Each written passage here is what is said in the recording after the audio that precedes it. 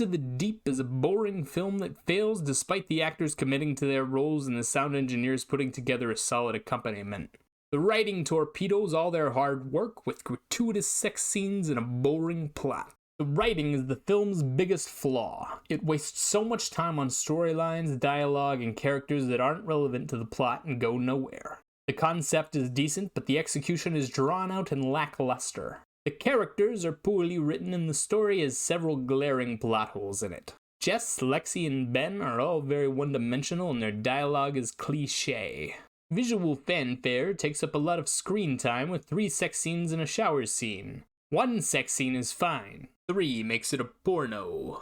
The acting is pretty good despite everything else. The cast tries to put emotion into their work and everyone seems comfortable with their lines. Jessica Alexander is the standout performance with her ability to channel Lexi's rage and sadness. The camera is always frantically wandering about, highlighting important visuals, but never capturing the character's emotions well. The movie doesn't take any risks with its camera work and seems afraid to do anything other than short mid-shots. There is also nothing visually appealing about this movie. No action, no beautiful one-takes, and nothing to please the eye. The audio was fairly standard across the board. It has solid audio mixing and the songs are well chosen to elicit the right emotions. None of it is memorable, but it does have a polished feel to it. The soundtrack and acting are alright, but everything else in this film is subpar and not worthwhile. It has a decent concept, but doesn't do enough with the runtime to make the film engaging and consistent. I wouldn't recommend it. 4 out of 10.